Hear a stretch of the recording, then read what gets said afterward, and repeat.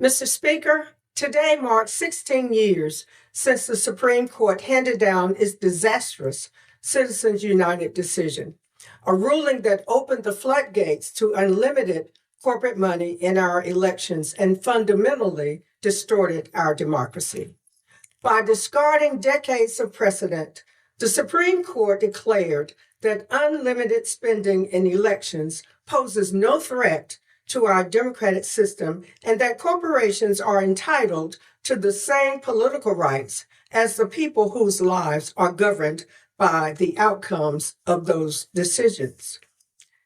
What emerged from this transfer of power was an election system that no longer depends primarily on voters, but rather on outside entities whose sole purpose is to spend unlimited money, often without public accountability, to influence who holds power and how that power is used.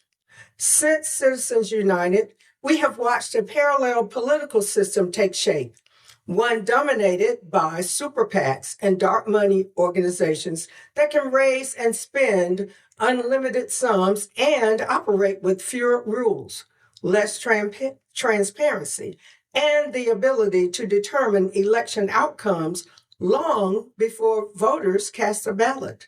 A small number of wealthy donors now wield influence far out of proportion to the voters they seek to affect. This concentration of power has consequences for how this institution functions. When unlimited outside spending can be deployed against a single vote, it shapes the decisions lawmakers can take. It narrows the range of feasibility policy.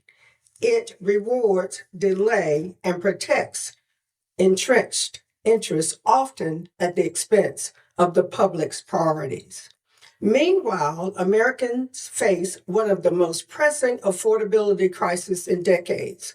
Healthcare, housing, childcare, energy, and grocery costs are all rising, yet policies that could provide immediate relief are repeatedly stalled.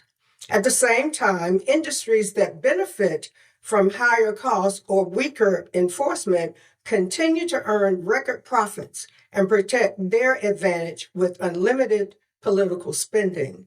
And although Citizens United did not create these problems, it enabled them to persist and grow.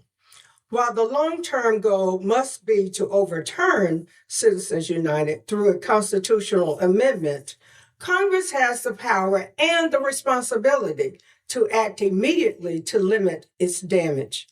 The American people deserve a government that answers to them. 16 years of Citizens United is long enough. We must restore accountability, strengthen transparency, and defend the voice of every voter. Thank you, and I yield back.